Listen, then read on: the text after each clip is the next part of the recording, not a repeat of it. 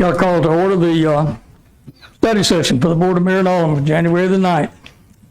With that, tonight there are some who would like to see a fairly short meeting tonight. I'd like to see an efficient meeting tonight. So we have a lot of things on the agenda tonight, so we'll move right into it. As we're studying, as we're doing now with our study sessions on the second Monday and our regular board meeting on the fourth Monday, this will be a study session. And with the study session, this is an opportunity for us as the board to exchange information, to gather information on anything that's on the agenda coming up for the next meeting. So with that, I'd like to start by just moving quickly to the consent agenda for the next Monday meeting. Is there, I'll just open it up and ask, is there anything on the consent agenda that anyone would like to ask a question about? Just open it up with that. I would say on the consent agenda, there are several of these items, as we discussed before, that I don't believe should be on a consent agenda. I don't have any problems with the items per se. I just think that they need to be as regular agenda items. For instance, the purchase of the mower for Parks and Recreation, purchase of the field rake, between those two, it's almost $100,000 worth of purchases. And I think they should just be held on as regular agenda items and not on a consent agenda. Would you like to see those two items moved to the regular agenda? Yes, I would, yeah. And what you say, would you go along with that? Yes, I would. To echo what he said, I think I've made this point, a couple of different times, but pretty much I think it's a safe bet if it's an expenditure period. I don't think it's appropriate unless it's something that's so routine, or the grant or something that there's no match required or something like that, pretty much as a whole, we need to move all expenditures to regular new business. So where it doesn't look like we're just routinely, consenting to, hundreds of thousands of dollars worth of purchases and one click of a button. So just going forward, I agree with Kurt. I'd like to see any type of expenditure like that on a regular agenda, even if it's non-controversial. There are some things on there that are grants that include money that I think could be on the consent agenda. Yeah, no matching grant required, I think, is appropriate. Or 80-20, something like that. But yeah. Okay, we'll see if we can move those to the consent agenda. Move from the consent agenda to the regular agenda. Any other things on the consent agenda? If not, let's move on. I have something I'd like to address, if I might, please, sir. I beg your pardon? There's something I'd like to address on the consent agenda, if I could, please. Please do. Yeah. Thank you. It's item number 7 on the consent agenda. We have received a document, and I've reviewed it from the Communications Center. They sent us the document to be executed by Coffee County, but ours will be a counterpart document, just like it, to be executed by the city of Tullahoma. I've reviewed that, and I don't think we need to discuss it. I thought somebody might have a question about it. It's just a utility easement for Ben Loman to the Communications Center building that the city owns a 1/3 interest in between here and Coffee County.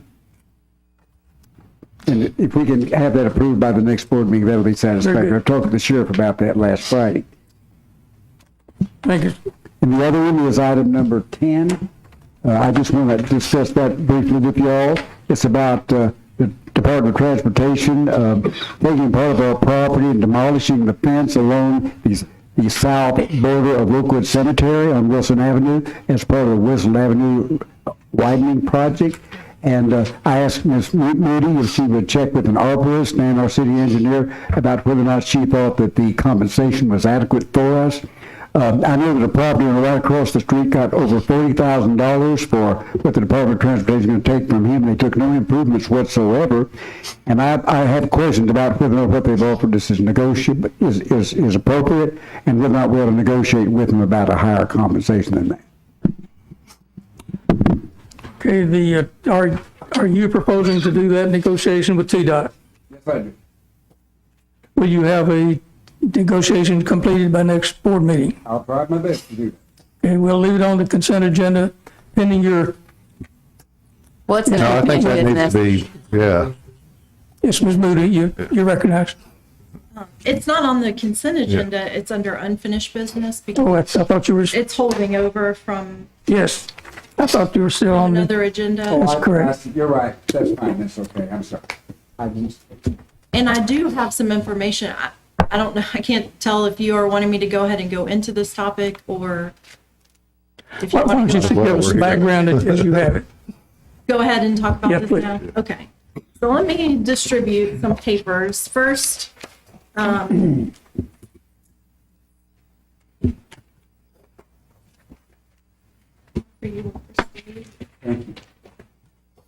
first is from the plan sheets. To me, this is the most legible one, even though it's still very small. So you can see the property.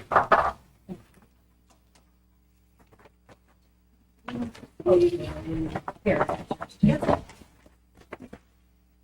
And then the second document coming around is, I had asked Scott St. John if he could be present for our study session, and he had a conflict, but he did provide a report in writing.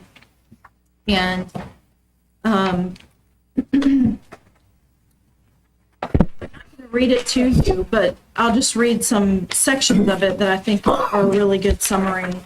He did review the set of plans again, did stake the property and look for the trees that we're concerned about. Okay, so one thing that he saw is that in reviewing the TDOT appraisal files for this tract, there's no mention of the 4 oak trees and no specific calculations for reimbursement consideration of those trees. The 4 trees and 1 shrub do not show on the TDOT plans.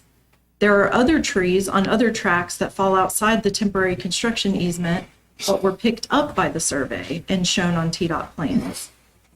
So therefore, it's not clear if TDOT simply missed the 4 oak trees or intentionally did not show them due to their location. What he was providing for you is he was looking at whether they were located in the slope easement area, in the temporary construction easement, how close were they to where proposed equipment might be. So again, he said on those, it's not clear, were they omitted intentionally or not. He said the city should contact TDOT to get an answer on this. It's his opinion that TDOT would not provide compensation for a tree if the tree and associated drip line were located outside of the excavation or cut area, but within the temporary construction easement area. So that's the condition he found for, thanks, for the first 4 trees. The tree in item number 5, he said could possibly be negotiated with TDOT since a portion of the drip line is within the cut or excavation limits. However, since it's only on the very edge of the drip line extending into the cut line, and the cut depth at this edge would be shallow, I doubt that TDOT would recommend compensation. I spoke to a TDOT certified appraiser on this issue today, and he concurred, but added that the city can always negotiate items with TDOT. And then last, he looked at existing holly trees to the west of the cemetery tract. Both the holly, there's an 8-inch and a 10-inch holly that are within the existing right-of-way and proposed right-of-way. Therefore, these trees are to be removed. They would not have been included in any tract appraisals since TDOT considers them in the existing right-of-way and owned by TDOT. So I think, just to paraphrase it, I think the question would be, do we want to take the additional time? I think if Mr. Worsham is willing to contact them and try to negotiate this without any additional delay, and you can still vote on it on January 23rd, I think that there's no problem. I have no concern about doing that. But my only comment would be just to consider, what are we estimating the missing value to be, and how much time do we want to spend trying to negotiate for such little value?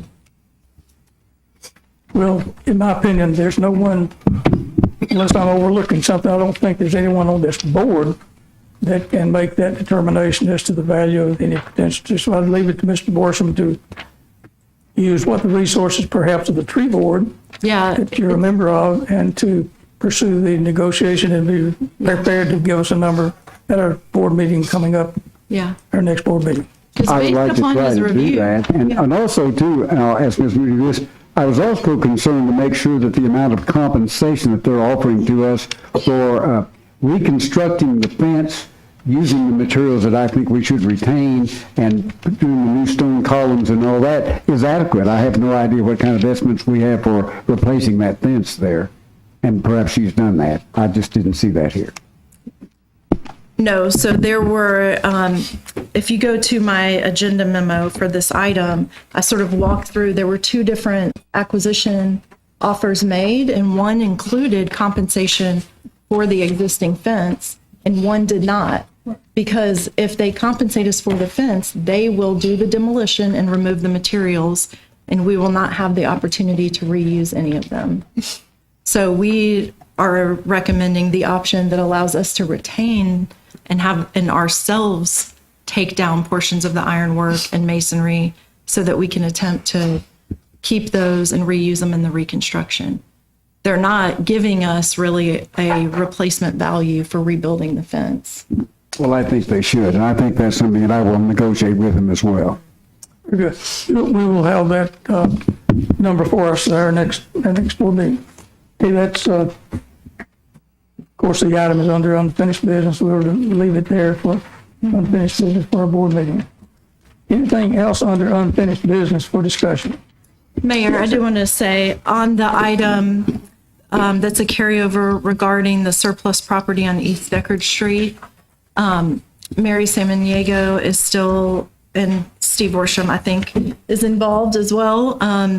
They're still working to get in contact with one of the property owners, and we're hoping that by the time that the next packet is produced, which is the 18th, that I'll be able to update that item and keep it on the agenda. Very good. Yeah, so that's why it's here. There's no new information yet, but we hope in the next couple of weeks we can resolve it. Let's move right along to new business. Ordinance number 1588, an ordinance to amend the zoning map of the city of Tullahoma.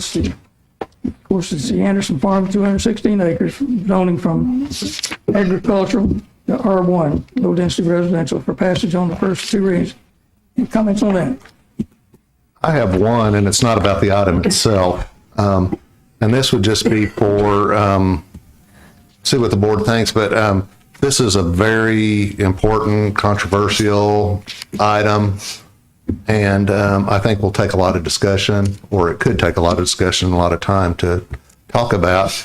For items like this one, and ones like it in the future, I wonder, and I'd like the opinion of other board members, if you think it might be better to have it as the last item of new business, because I think what happens a lot of times is when we have it as the first item, we spend a lot of time on it.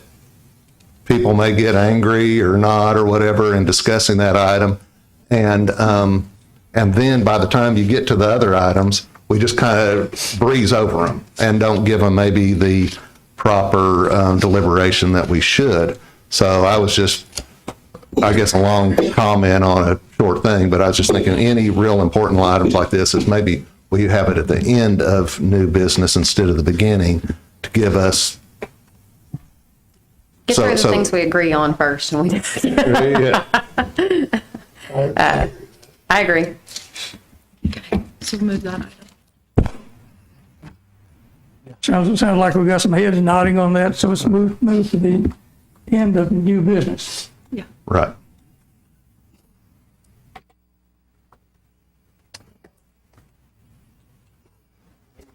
And that, of course, is for the first of two readings when you're rezoning.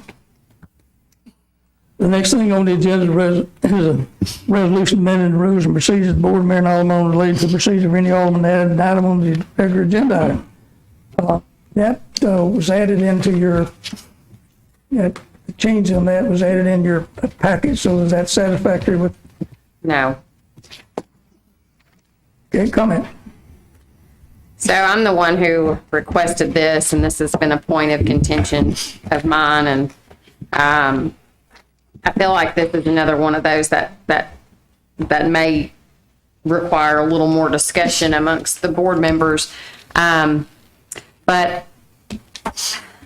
unless the wording is what I requested it to be for this meeting, then I don't even see the point in having that on there, because at our last study session, what I specifically requested was that I would like for any board member to be able to bring an item and put it on the agenda, not just an agenda for a study session, but put it on the agenda, and then at the regular meeting, it could just, fail for lack of a second. Now, obviously, we're having these study sessions pre the meeting, and so it would be on here, but it would not require a second at these meetings to go onto our agenda. However, when you got to the board meeting, it takes 5 seconds to literally read off the agenda item and get a motion in a second. And if there is no second, then that item would absolutely fail and there would be no discussion.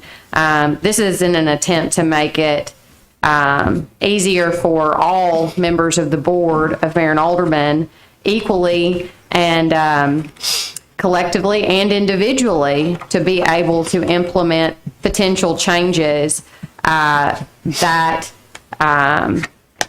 obviously given sunshine laws, we aren't able to talk about prior to meetings. So you wouldn't want to wait until you got to the study session and then we might have some discussion here about it, but I don't think that it's necessary to get a second here at the study session. You can have the discussion, then let people go on and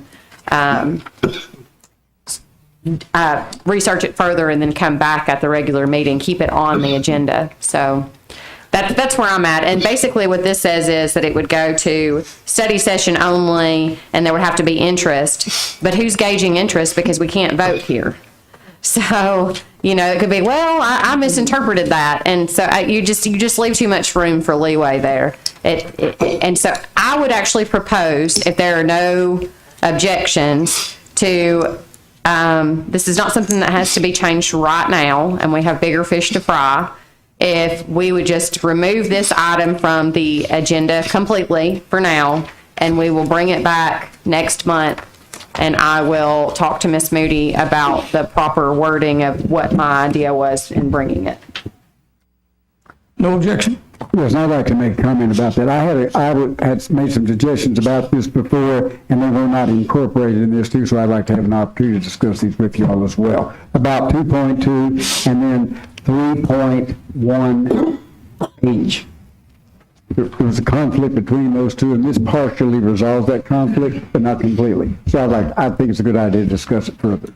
Okay, just remove it from this. I would say let's keep it on there so we can all discuss, because I don't like how it's written. I agree with that. I would say let's leave it on there and let's have a discussion. I have a suggestion to maybe make the meeting move a little faster, possibly. There's some other suggestions that I have to change some of the rules as well, and all of us might.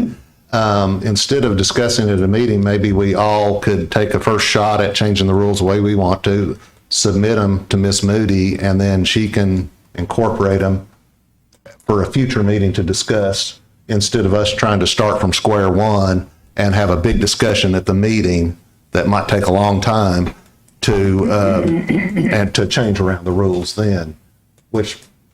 And if you sit at your computer by yourself at home and try to revise the rules, you could be a lot more thoughtful than coming off the cuff maybe at a meeting when we're having a discussion. So I would throw out there that might be a way we can handle it. Have no objection.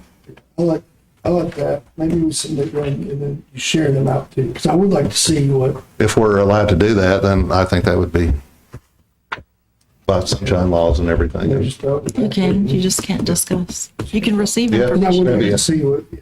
I like that. Yeah. Just don't reply all. Oh, yeah, okay. Okay. Okay, we'll remove that for the time being, and we'll, I think it's a good suggestion.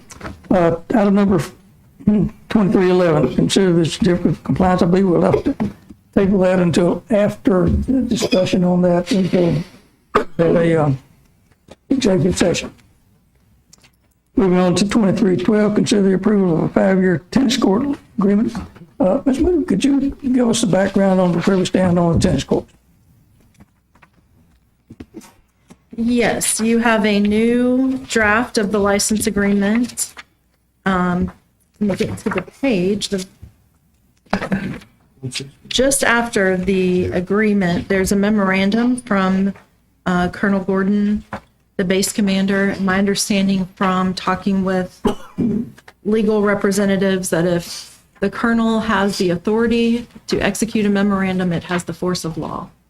And so we can feel confident that the waivers that he's provided in this memo have that force of law over the contract. And it seems that they have been able to waive all of the concerns that we had regarding new lines of insurance or increases in insurance.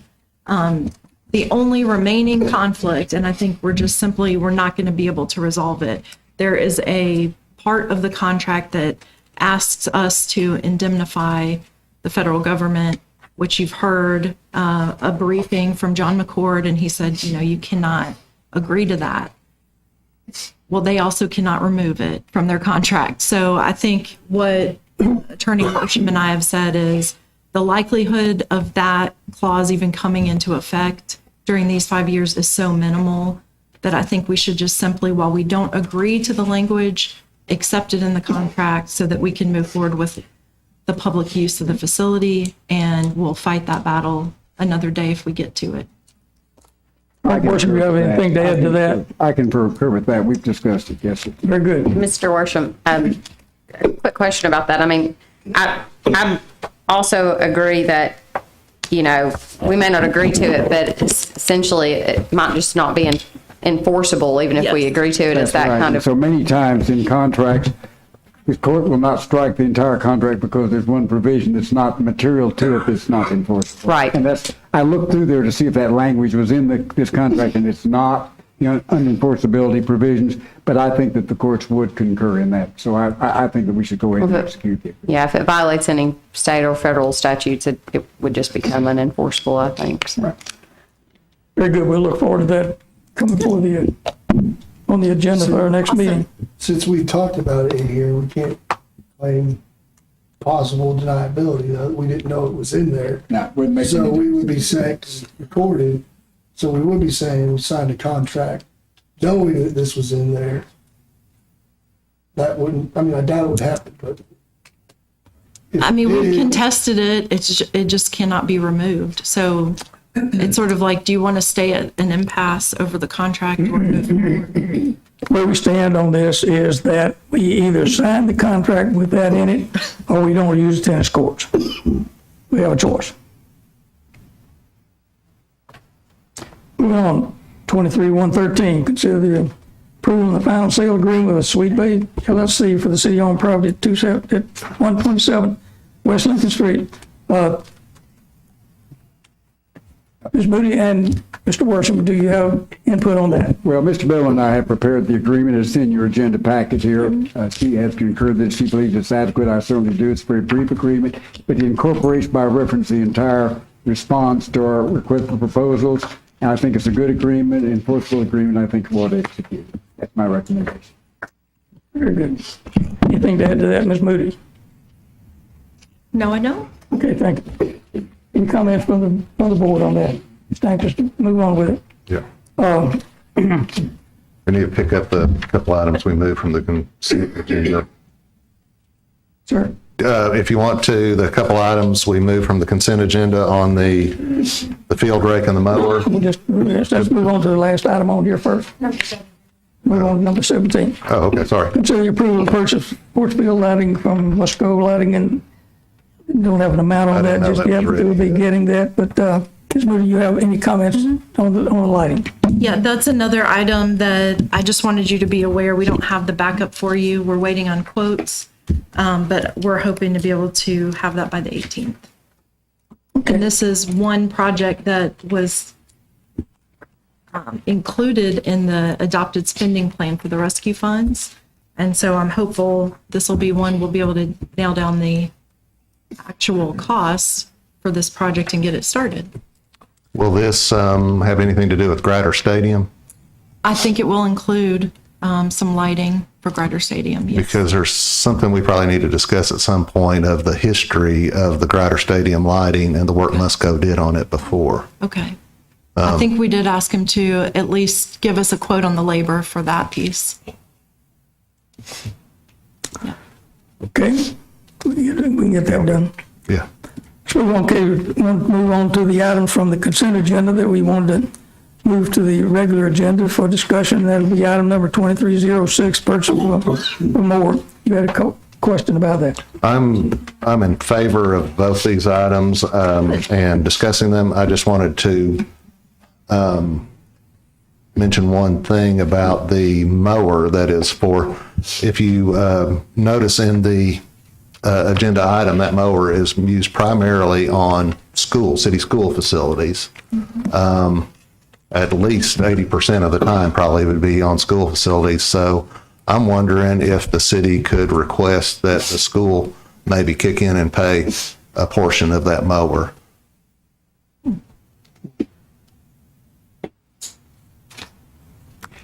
I think that would be a precedent to do that, but I think it's appropriate. They have, no, they have in the past. I know that we've split the cost on items before. There was a reel mower we purchased one time before. The city paid for half, the school paid for half. And there was a few other pieces of equipment. We just did it with the robot. Just did it with the painting Painting machine, I robot. believe. So I think since this, and even if we did it 50-50, it would be a good deal for the school because we're supplying the labor and the mower is used at least 80% of the time on school facilities and not parks facilities. So Alderman Barry, you're on the liaison to the school board. Is that something you could take under your purview? Ask the school for money. We have a planning commission meeting on the 17th, right? Mm-hmm. If I get out of the planning commission meeting in time, I'll ask him. School board meeting's the same night, right? Yeah. 2 meetings at the same time. It's correct. Yep. Just as long as they don't have. Okay, we'll just But I try can reach out and ask ahead of time, I guess. to get the ball rolling. Something I wanted to add to that. When you go and talk to them, at one point, they had, somebody had come to me, I don't remember who it was now.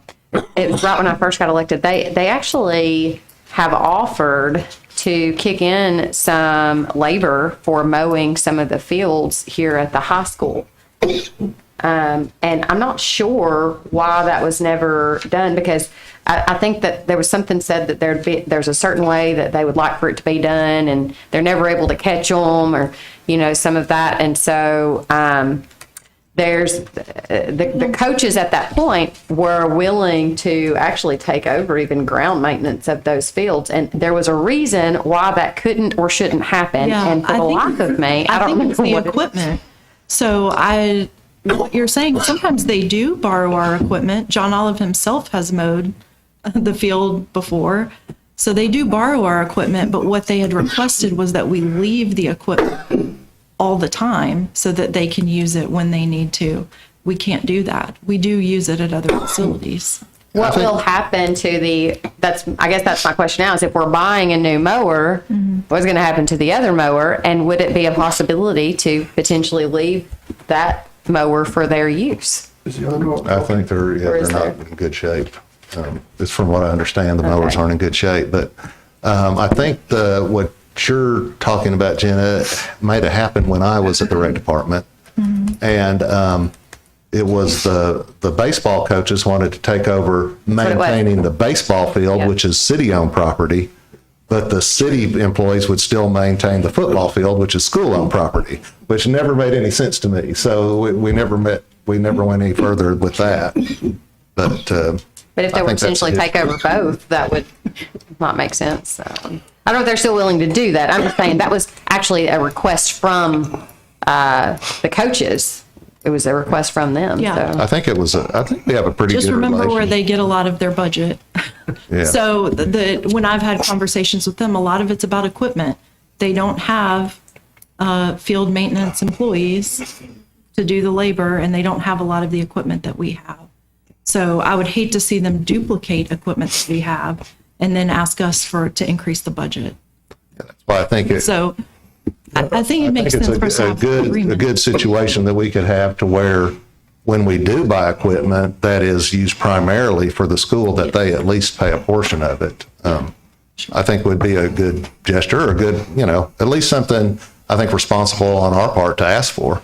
I agree. And I thought that, for example, the most recent, the painting robot was really pretty generous. They paid 50%, even though the use of it is not 50% on their property. So again, I think it'd be good. We can ask them about this mower and see if they'll chip in.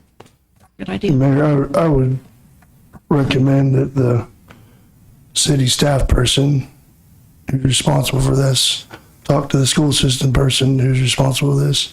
I would assume it's Miss Moody and Dr. Business director. Stevens, or business director, maybe Sue and the business director. They get rather than me going in and saying, hey, you guys want to split 50-50 on a mower? Because I'm just going to have to go right back and say, Right, yeah. hey, They do have a new business director, and you know him pretty well. Yeah, he's good, yeah. I think, isn't it Hank Jordan? yeah. If you all kick that conversation, I'll lean on. Started, is he over? Jason? How much is it? 72,000. It's I believe it was like 72,000 or Does that work? something. It's a real mower, 70,733. 7733. It was, and, It's a right mower this time. Mm-hmm. Yeah, it's right. On Barry's suggestion for you to initiate those discussions, would that be acceptable to you? Yes. Very good. Moving on. And that, okay, as a related item is the equipment for the baseball fields. The next item is 07 for the ground equipment for the baseball fields is $25,158. I'm assuming you're going to go a similar route with it. That would just be a Parks and Rec expense. We wouldn't need to ask the school, I don't think, for that. It's all city Yeah, property for that. Right. Okay, very good. Any other comments on the agenda? If not, let's go back to the study session. And We didn't ever talk about the first item that we're moving to the last item of new business. this ball game tonight. Yeah, well, Okay, we did move that to the last item. So, comments? I have a couple of questions, just to, not knowing the process completely. Do we, and this might be a question for Mr. Worsham or Mary, or even Ms. Moody, whoever answers, do we have a time frame that we need to answer this rezoning? They had put in a rezoning request. Does that start a clock ticking? Do we have a time frame that we need to answer that request?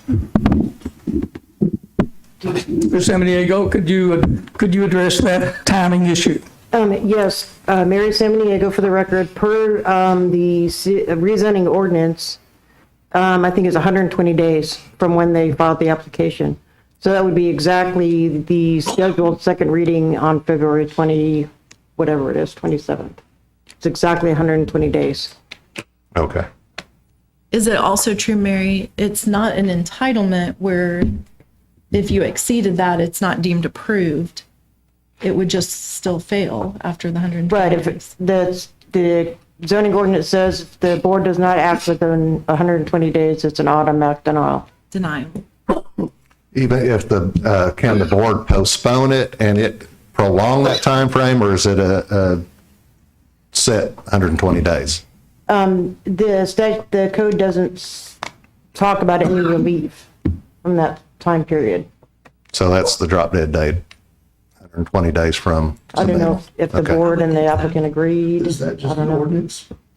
That's just an ordinance, right? Well, anything can be waived, I think, by both parties, but I think we probably ought to make sure that we adhere to it in case it's a problem. And do something about that thing. It may not, sorry, Go ahead. it may not be an issue But I feel bad for Mr. Mann coming in, and this is his first. I'm sure that he's probably followed it pretty well, but he may want, and that's my concerns, maybe he wants, I don't want to speak for you. Sure. But you may want more time, and I don't know if that's where you were going. If it's just an ordinance, change the ordinance. Well, they could always reapply, even if, I mean, I hate to say it like that, but essentially, that's, nobody's going to like that comment, I realize that. But the thing about it is, if this could have, and I think all parties would agree, some pretty large ramifications to the landscape of Tullahoma in a lot of different ways. And I think it's important that all of our board members have adequate opportunity to research the issue. And so I would be more in favor of a postponement if it was necessary than I would be to vote on something we weren't ready to vote on. Would it make sense, since we've set a public hearing? I'm trying to remember. We've already advertised and set the public hearing, and the 23rd is the date of that public hearing and first reading. You'll at least have information from the public, whoever speaks under the public hearing. We can decide it. Is that what you're thinking? And then make a decision on postponement? I think that's appropriate to 23rd. decide that night if we need to postpone, or if especially Mr. Mann doesn't feel I like. think Well, I will it- spoke for you. Yeah, no. Yeah. Mr. Mann, do you have any questions? It sounds like from, You're recognized. Well, I spoke with Mary the other night, and I'm going to be getting together with her in the coming days, trying to play catch up on this. But if I had a little more time, it wouldn't be a horrible thing. But I one way or the other, I'll be ready. Very good. That's all we need to hear. Very good.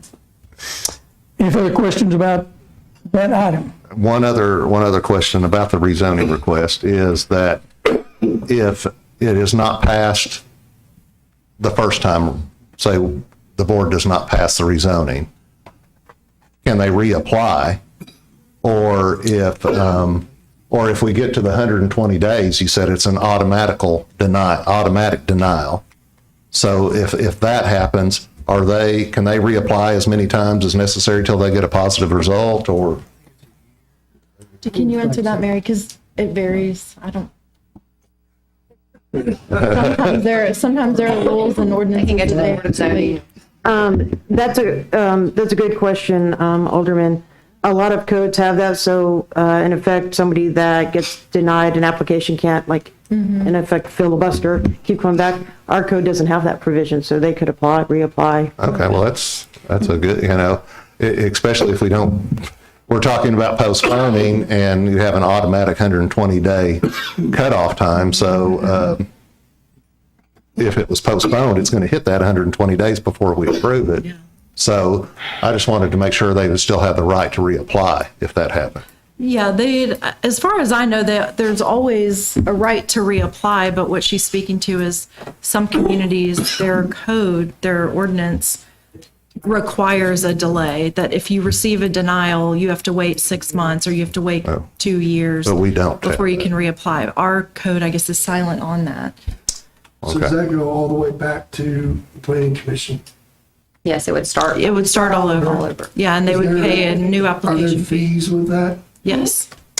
Are we able to, say we just pushed it back, are we able to waive those fees? I don't think it still requires the administrative time. What do you mean push it? What is this pushing back? Say 120 days. If you continue it, I'm sorry, sir, I didn't mean to interrupt you.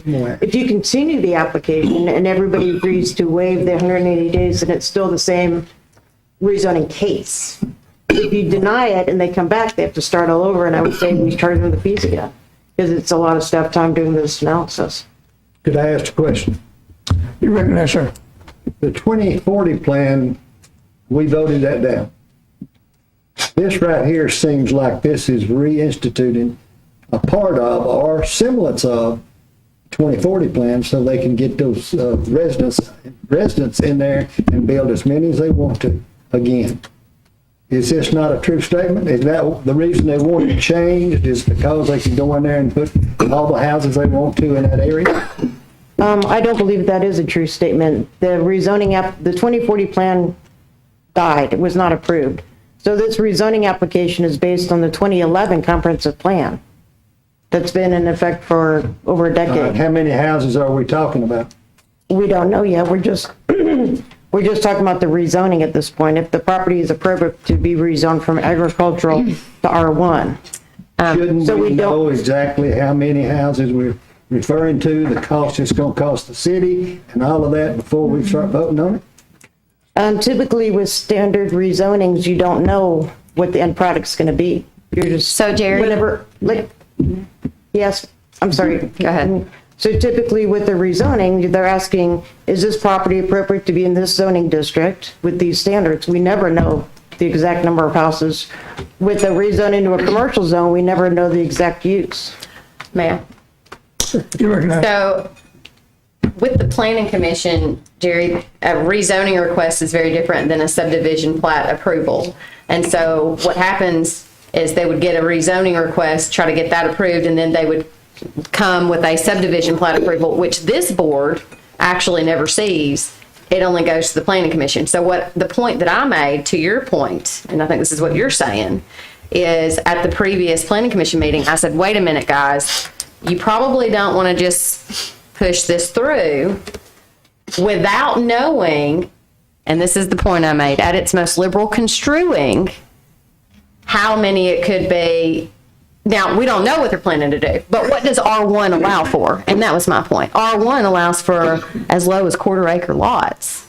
So in my mind, I'm thinking, yeah, of course, we don't know what they're going to do. They could have 2-acre lots, but they could also have quarter-acre lots. So you got to make sure that, I mean, in my opinion, you should be thinking, does it accommodate the full spectrum? Mayor, I think we're getting into more of a deliberation. Yes, Alderman Wilson. This is discussion. Ms. Samaniago, when the apartments down at the water tank, whenever that was brought before the board for a rezoning request, I think it was from R1 to R3. It seemed, didn't they come to the meeting with basically a mock-up showing exactly how many apartments were going to go in there and everything prior to the rezoning? I don't believe so. Typically, I tell clients not to do that because there's no guarantee for the city that that's what they'll actually develop. I've had quite a few cases in my history of somebody will come in for a rezoning, say, I want to rezone to commercial, or I want to rezone to R1, and here's a picture of the houses that we're going to develop, and here's what the landscaping is going to look like. But this, you can't approve the plan. You're just approving the base zoning district. So then a year goes by and they build nothing that looked like the pictures. And then the city council, the board of mayor and aldermen said, you showed us pictures, what you said was going to build it. It's not legally binding. So I typically tell clients, you're just approving the rezoning. Is that property appropriate to be R1? Right, but it seems like what I'm recalling is that the builder did come with a basic, I'm going to put 24 apartments in here, and he had a stand for everybody to see. Okay. And I know that it would still have to probably then be passed Right. with the subdivision regulations later on, you know, that it wouldn't, but it's still, you know, from what I recall, that's what happened. And that was before the rezoning that, which actually failed then because. They did that, that's correct. Yes, that's what I was thinking, recalling that, yeah. What Mr. Samaniego was saying is that will not bind them. In other words, they can say we're going to do all these things, we can approve the rezoning, and then they can just ignore it and do what they want. As long as they met. But it still would come before the board again, that is what I'm saying. So it kind of gives somebody an idea maybe, or. Once the it's subdivision rezoned by plat this board, not. the matter won't come before the board again. So somebody could trick us. I would hope that no one would, but they could say we're going to do all these things. The board rezones it, and then they just do what they please and not adhere to what they said they do at all. Which is why I said analyze it from the full gamut. Right, Is it- that's why we is ask it- the experts. Is it legal for us to ask them to provide a site plan as a condition of rezoning. My understanding is not. No, it's not legal. The only type of site plan that you can get through rezoning is through planned unit development, which I was hoping that they were going to do. So we would have, when you take the rezoning, you would have the whole site plan and all the fees and everything in one kit and caboodle. Yes. Could we recommend that too? I already have, sir. Because that's the only safe way we have to got the plan unit developed. Wait, So wait a minute, what were you saying that you already have and what? So we gotta be real careful. Not after the rezone, Jerry. Well, we have to be real careful there. Hold on, It's not gonna come before us again, we're in trouble.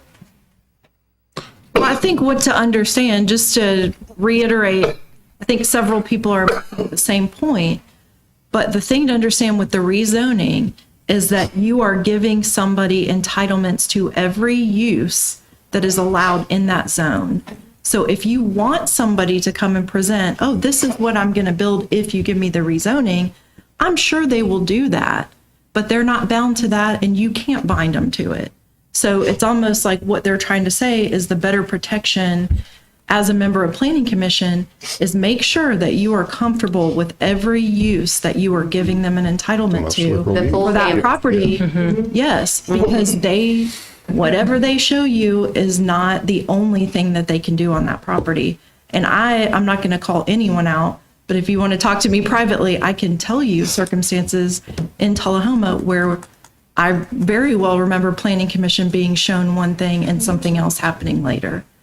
So again, this is a really good and important discussion about the role of planning commission and why they are really looking at that use table and the, like you said, the full gamut, everything that is allowed in that zoning category. So I have another point to this Worship, it's really a question for you. I have always found it kind of funny, and I think I'm not the only one, that the Board of Zoning Appeals is like the planning commissioner turning their chair around and being like, we're here for the Board of Zoning Appeals. So if you were to go before the planning commission and appeal something, you go before the planning commission again. Is there a way that we can change that and create either a new board or make the Board of Mayor and Aldermen, since those would be things that wouldn't be coming to us anyways, like, for instance, subdivision, plat approvals and whatnot, to where that could come to us? Well, you're asking a question I can't answer. I don't know, because the Board of Zoning Appeals is also a board created by state law, just like the Planning Commission is, and they have certain functions that the state law prescribes. So whether or not we create another board that would have skewed jurisdiction over those kind of things, I don't know the answer. We'll have to look into that and find I out. don't know about another board, but I'm almost certain that what it says is it can be citizens or concurrent with the planning commission members. Is that right, Mary? Or do you? Yes, that's true. It doesn't have to be the planning. It doesn't have to be the same things. State law then defines the jurisdiction they have over the kind of things they can actually entertain. So it wouldn't make a difference who the people are. They're still bound by what the state law allows them to do. Yeah, but I think what you're saying is, could it be constituted by citizens then the planning commission? And I think it could. That's good. I don't think that's what you're asking was. No, I think what you're, We had a different board that could take up these. Well, no, I'm asking if we could create a different board or elect the Board of Mayor and Aldermen to become the Board of Zoning Appeals. I don't think it's appropriate for the same board to be hearing the appeal of a decision of that board, is what I'm saying. I don't think that an appeal of a subdivision approval of the planning commission doesn't go to the Board of Zoning Appeals, it starts going through the court system. It was a Chancery Court. So if the planning commission had a Mary subdivision and they denied it, the applicant wouldn't appeal it to the Board of Zoning Appeals, it would start going through the. Well, I disagree. I think they would have the option. I think that in some court cases, they make you exhaust all your administrative remedies, and one of those administrative remedies would be the Board of Zoning Appeals. Am I? Not for that kind of thing. Not for that kind of thing, no. So what specifically, what jurisdiction, if you will, does the Board of Zoning Appeals have? Things like variances, if people have purchased a piece of property that doesn't quite fit into the requirements for that particular area as zoned, they can seek a variance. So it would essentially change the zoning of the plan that we're responsible for creating, because we are the ones who ultimately decide on rezonings. So should the Board of Zoning Appeals not be this board? I guess that's my ultimate question. And I'd like for that to be looked into. Actually, the Board of Zoning Appeals, and I've served on the Planning Commission when we had private citizens who were the makeup of the zoning appeals. And that was changed because it's so rare to have a zoning appeals Yeah. board meeting that you have three people that you don't know when it's going to come up. So getting those people there was a problem. So it was decided that, and the decision that would go back to the board, to the planning commission itself. And that's the way it was done 6 years ago, something like that.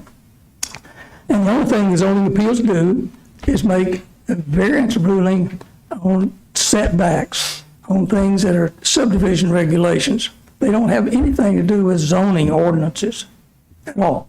Well, a variance would change, it would be an exception to a zoning ordinance, so. That's state law, right? Right. So that's nothing that we can change. We can appoint different people. if Right, we that's wanted what to. I'm saying. But as far as what they do, how they do it, state law governs. That's correct. So Rush and Yeah, I just think it should be different Janice people. would be who. I think it should be different people, you know. But I've been on there for 2 years. I think we've only had, I've had two since I've been on the board. I've been on there 4 months, so maybe they're just extra heavy in variances right now. That's the way it used to be. There was a three-man zoning appeals board, and that was changed probably 6 or 7 years ago. When it's done. Anyway, I think we're going to keep this on the agenda, and we'll hear a public hearing on it next board meeting. Any other comments on the agenda itself? Now we'll move back to the study session itself. Does any board member have a consideration for an item to be put on a future agenda? I do, Mayor. Oh, did you? I would like to put an item on a future agenda, or something I guess staff would have to work on ahead of time, is to put out an RFQ for engineering services, architecture and engineering services on building the restrooms at Johnson Lane recreation area. I understand that they originally had hired Scott St. John to do some preliminary engineering work, and they were considering at one time putting in a prefab building. And as we talked about in a previous, it was in a previous study session, and we all kind of, I think, at least on paper or whatever, not on paper, but agreed on we didn't want to go with a prefab building. We wanted a purpose-built building that fit our needs. So I reached out and got some pricing on prefab buildings and on a design-built building. And actually, the design-built buildings came in cheaper than the prefab buildings, and then you get exactly what you want. A architecture firm in Nashville that I've dealt with before, I reached out to, and they had just done a facility just like this in Franklin. And so they had up-to-date pricing on it. It's a restroom and concession stand building, has a nice little pavilion attached to it. I have pictures of it here. We'll try to get back around to you if you look at it, and then pass them on to Miss Moody, and she could pass them to Mr. Russell, I suppose. But anyway, it's a pretty nice built building. It came in at $700,000 is what they cost to build, so, and which was cheaper than a prefab building. So I think we should go that route of get some proposals from firms to look at doing that at Johnson Lane, get the ball rolling on that. I know this is out of the ARP funds, and Ms. Moody was going to give us an update on that anyway, so this could get the ball rolling on another portion. spending that money. I think we already moved $900,000 is in that line item now. That firm told me the construction cost of that building was $700,000 and the engineering fees were around $100,000. I could get a discount though, since we are. Well, we've already done some of the engineering, so that engineering should come in less. So We get that on the agenda then? This is nice. I think we would have, certainly have survey, and what the work that Scott St. John has done for us was based off of a prefab building and the concrete pad that would be necessary for that, and some sidewalk or concrete work around. And what I had suggested to him, obviously he couldn't be here tonight, that's why he had a memo on the other item, but I had wanted him to attend some future study session to present the work that he's done so far and kind of have this exact discussion. Are we going to move forward with, I think he'd even developed a request for proposals next if we wanted to bid out the work that he's already done, or do we want to back up and take another route? So I think what I heard you say is work on request for proposal for a design build project. And right, not a prefab. I thought we had already made that decision at a previous meeting. so decisions happen when you make a motion and a vote is taken. This is kind of. I think that was part of the direct, not a decision then, I guess, if you don't want to use those words, but it was the direction that we asked staff to work in at a study session. So I would ask Mayor Noes to help me with that, because some of what has been stated, again, back to items that are on consent, you know, it was stated tonight that that was discussed or decided earlier.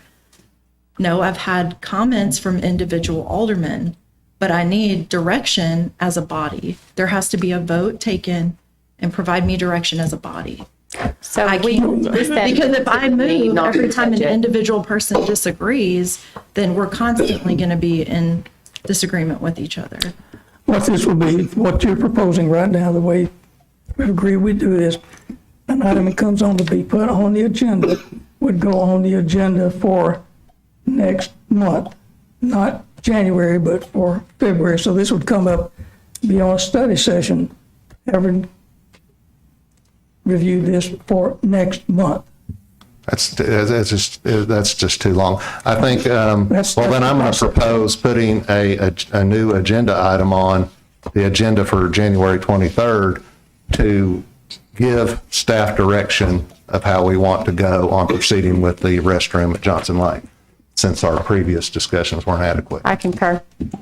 Yeah, I mean, I'm just being honest. How would you have me work with 7 bosses if they're all moving in different directions? Well, I think we all don't have- agreed at that meeting. I mean, even But if- Daniel was sitting next to me as we, Just add it on the agenda, yeah. discuss a discussion item.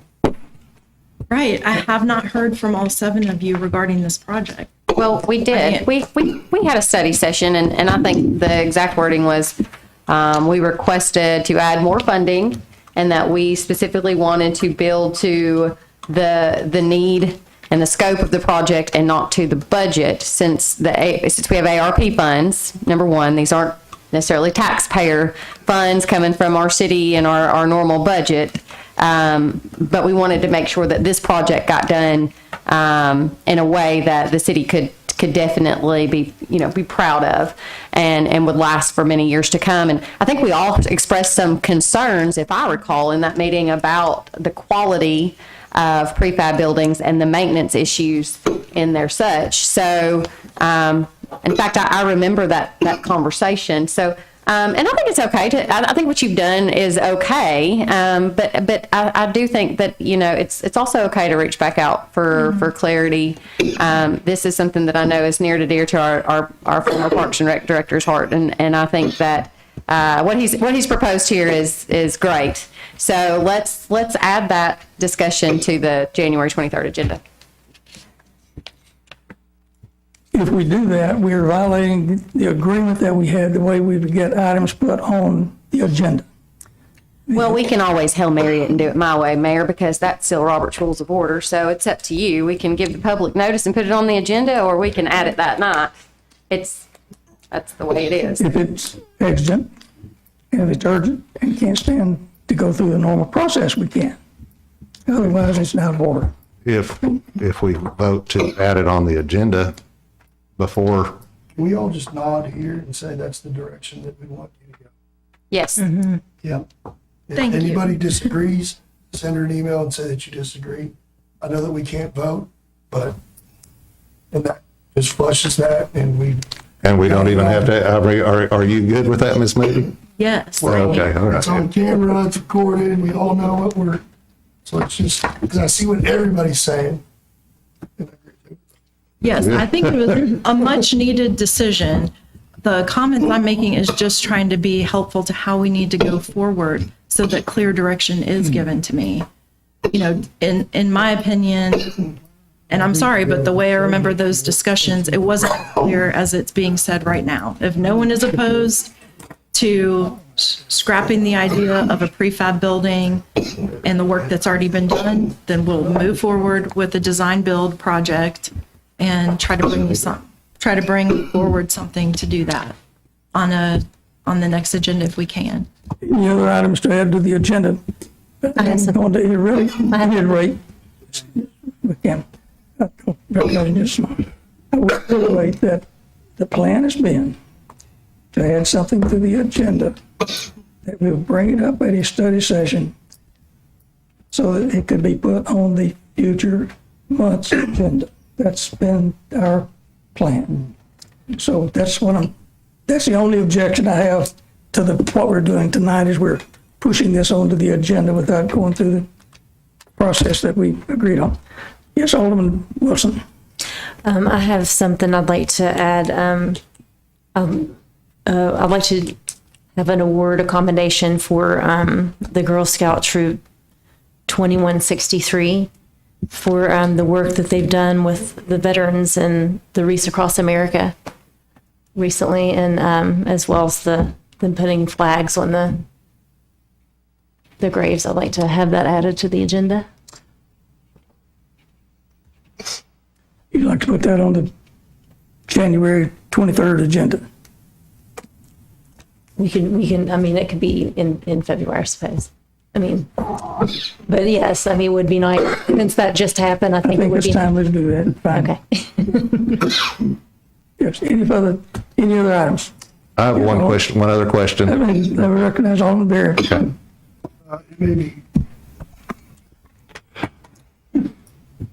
Maybe, I was getting a text message saying, speaking to the mic, from I don't know who. So maybe a study session. A couple of things have been, and I think we've had some discussions. I would like to review, our roads for the most part aren't in terrible condition. There's some roads that are in awful condition. A lot of the complaints and things that we get feedback from are from these utility cuts. And so I would, whether it's a study session or what, I would like to see if we can get Public Works to review our ordinance on these utility cuts, the permitting process, the guaranteed work, just kind of that entire, Columbia, Tennessee has an incredible example of that. But I think that most of the complaints that we get aren't from the road itself being degraded. It's because those bumps where we've just cut out, well, we didn't. We get the blame, but it's not us. So whether that's a study session or a report or something for us to review, and how is that, what is the current, and I've seen the current ordinance, or not ordinance, I don't know if it's an ordinance. I think it's just kind of regulations. How are we enforcing these? Are we enforcing these? Which I don't know that we are. I don't know that we aren't, so I'm not going to say either way. And I don't care what agenda that goes on, but I think that that's probably at the top of most people's hearts is roads. And that's a pretty big, I would agree with that. I hear roads quite often. yeah. But I'll tell you what I think that we should do. we should have someone from the public works, whether it be Butch, someone who works for him, to take a notebook, drive around this city, and just look and write down where these problems are. And after they write them down, then they come back and they say, all right, now let's prioritize these and put them in a way that we can repair them. By golly, repair them. Yeah. Don't just look at them and say, well, there's a hole there, we fell in it, but we never really do anything with it. No, do something with it. Get them to us. Let's find it. Can we put this on a study session for Yeah, I think April, that February? Yeah, February, March. I think that's. I think it would be appropriate to go ahead when we do that and have maybe a list of some of those roads that potentially could be coming up for repair this year, and we can start analyzing that list. I know I've already had several requests for Cumberland Avenue to make sure, see if it can get on that list this year, and so I think it's appropriate. Another thing to that point, since it's for liability for our vehicles that we have to maintain that are very expensive, previously I had asked the fire department to potentially start keeping that notebook and that list. And I think it would also be appropriate for any of our, Leo's law enforcement officers to do so whenever they're out on a call or whenever they're, especially our fire trucks and they are going down the road and they hit a big bump. If you think about the wear and tear on the vehicles that we ourselves are having to maintain with the city taxpayer dollars, and especially if these are high traveled roads, I think that also should be taken into consideration. If there's specific parts of town where our law enforcement officers are having to frequent, and they're constantly hitting the same bump and we're constantly doing the work, I think that they know probably better than we do a lot of the problem areas, and those should be taken into consideration as well, along with Butch's 1, 2, 3, 4 grading system that he has. But sooner rather than later, I would like to start working on that list of repairs this year. On the agenda for February. Okay, any others? And Mayor, just to add to that, we do, like you referenced, we do drive every street and evaluate it and rank it every other year. And we do that for our paving list. But I think what Alderman Berry, if I understood what you're speaking to, you're talking about utility cuts, the gas company cuts, Tullahoma Utilities, and many times it's not the initial repair, it's the settling after the fact.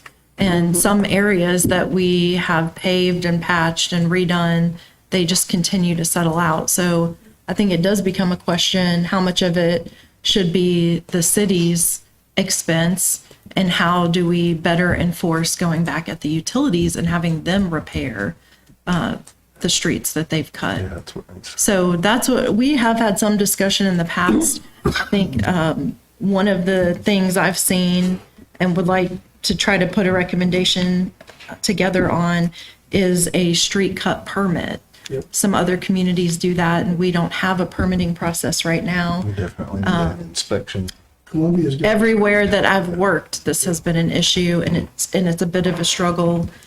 I don't know if working I with like the sound of utilities. permit. That's another fee, and these we're having a hard time getting people to bid on things as it is due to fees. And It would be the Tullahoma Utilities or Yeah, I think- ARPA or whoever. It's a would way have for us to have an enforcement opportunity to know when and where cuts are being made, to be present so that we can still see what it's being filled with, and make sure if it was any private contractor, we would want that done. We would want some oversight of how it's being repaired.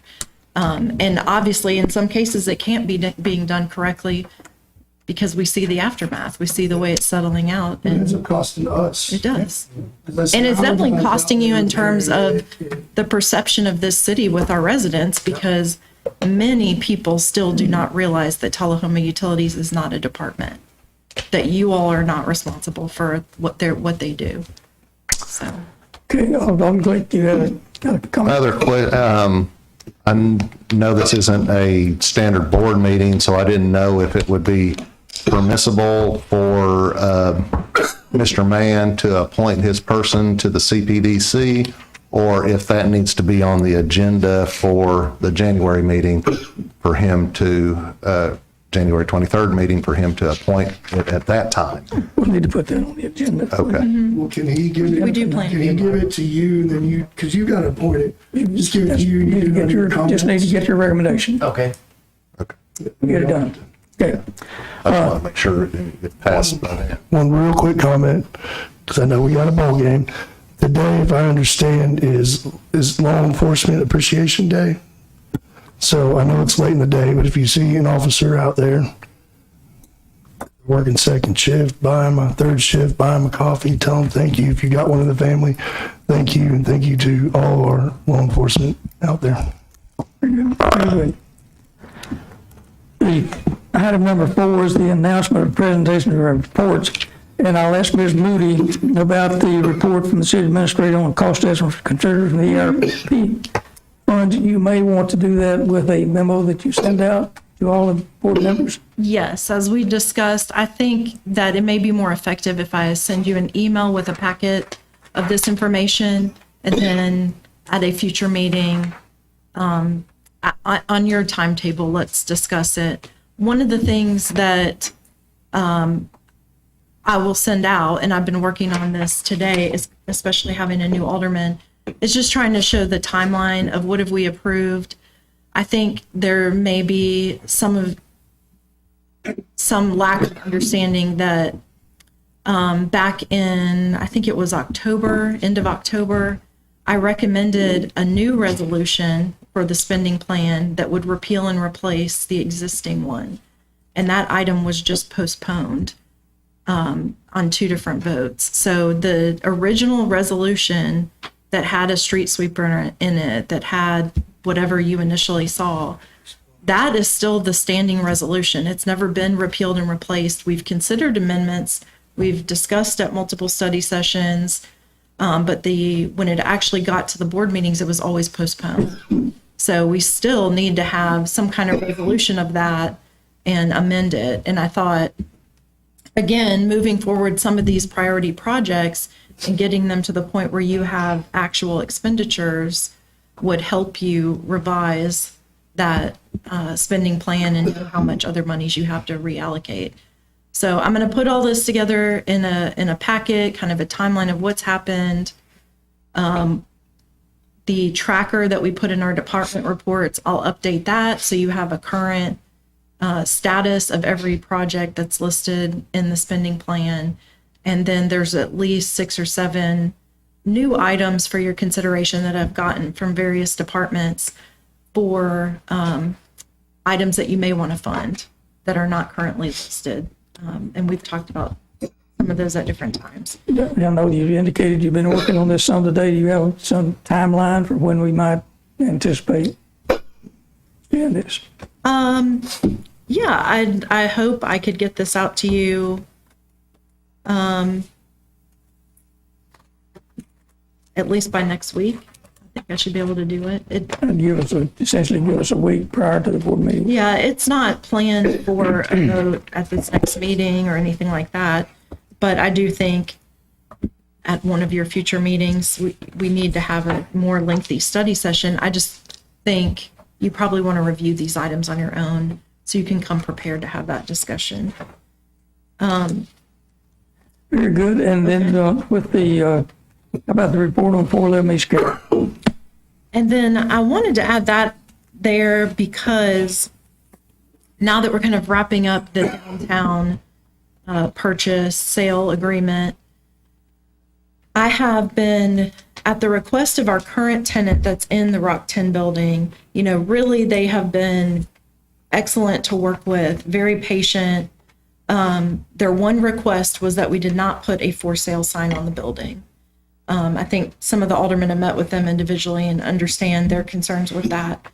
I tried to honor that. I explained that to them in our last meeting, that I will work with putting the property up on all of the commercial real estate websites, work with the local realtors, work with our industrial board at Coffee County, and try to quietly market the property and see if we can get some competitive proposals. The issue has been, over the last about 6 months, we haven't received any other interest, nothing that's come to us as an official offer or proposal.